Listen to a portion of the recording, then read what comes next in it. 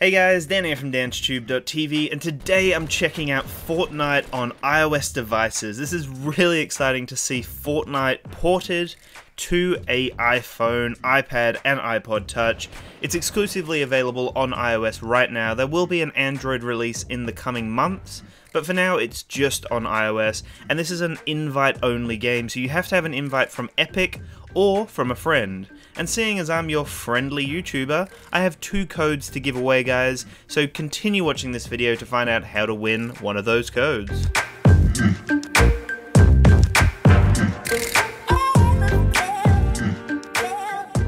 Fortnite on mobile is being run off the Unreal Engine 4, and this is the exact same story with PlayerUnknown's Battlegrounds mobile. So what I would like to know in the comments below for you guys to have a chance to win one of these codes is, why do you think Fortnite is better than PlayerUnknown's Battlegrounds? Leave me a comment below and I will choose 2 winners to win an invite code to Fortnite so you can enjoy this game on mobile devices.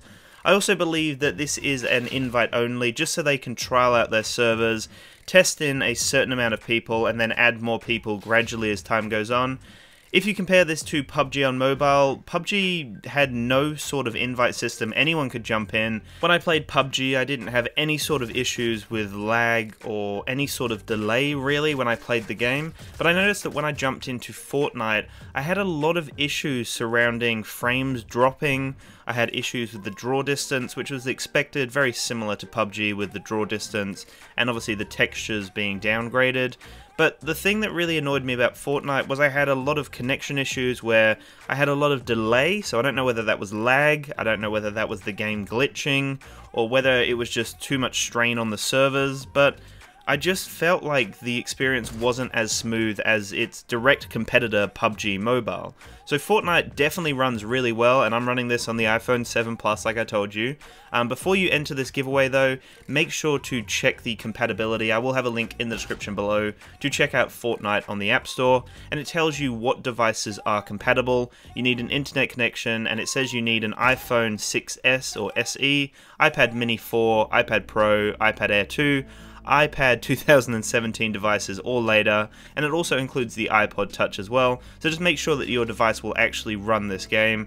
It could also be due to the fact that this game is optimized for the higher end devices, so it could run a lot better on an iPhone 8 or an iPhone 10, iPhone X I guess you'd call it. But yes, this is going to be coming out on Android very soon. There are a lot of devices to optimize for Android, so that's why it's going to be delayed for so long. Also, this is an invite only like I mentioned, so we'll see more people joining the servers, and we'll see how the game can actually handle when it's at full capacity, when this is released as an open game for everyone. So right now, invite only, you've got still the same 100-player PvP experience, it's the same map, the same gameplay, and the same weekly updates, which is amazing. So the thing about Fortnite that is completely different to PUBG, firstly is the graphical style. It's a lot more cartoony, and I think it lends itself really well to a portable game. The cartoony graphics look really nice when they have been slightly downscaled. You can notice a drastic difference in PUBG from when it's downscaled from Xbox to a mobile device, even though it still looks beautiful, but I feel like Fortnite's got that timeless cartoony look that actually looks really nice on a mobile device and on a console or PC, so I think they've done a really good job in that aspect. Another crucial difference with Fortnite is the ability to be able to build crazy, ridiculous monuments and structures wherever you go with all of these resources. Now this is probably the hardest thing to master, and when I played Fortnite on PC and Xbox, it was still relatively hard to master that. So on a small touchscreen where you're swiping along, touching all these different buttons, yes, it does take some time to get used to.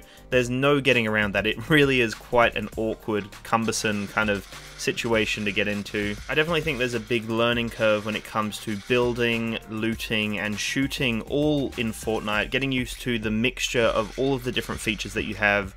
And to be able to play this game efficiently and competitively, that is something that I think would take some time to get used to in Fortnite. One thing I'd really like to compliment them on is how easy it was to link my account from the PC to the Xbox One and then to my mobile device. They all talk to each other and I have the exact same level, the same gear. Everything works really well, and I think that was amazing. That was really easy to do, and I was impressed that it actually worked all that seamlessly on mobile Xbox and PC, so they've done a really great job there. Now, let's get on to the controls. I think the placement of the controls are pretty decent. I think it is quite a nice layout and it's very responsive. I didn't necessarily find myself picking up the building, like I mentioned, as quickly as I thought I would. There is a lot of button mashing. You've got to press the build, then you've got to tap on the screen. There's an option on the far left to shoot, or you can just tap on the far right, any kind of blank spot around there, and it will start shooting as well, or start, mining, harvesting the resources. Same with the building, you tap on build and then you tap on the right, or you have the option on the left. So it seems to work relatively well. It's something that after you've played a few games you'll pick up the customized controls, which you can change again, or I guess you can then connect some sort of compatible controller if you really wanted. But overall, the touchscreen controls are relatively easy to get used to. I did notice that when I was swiping to look around, it seemed to have a locked point, so if I swiped too much it would lock away from an opponent, or it would get a little bit confused. It does have a pretty heavy auto aim, which actually assists quite a lot when you are shooting enemies at a far distance or even in a confined room. It seems to lock on really well to enemies, which does improve the experience and make it a little bit more competitive.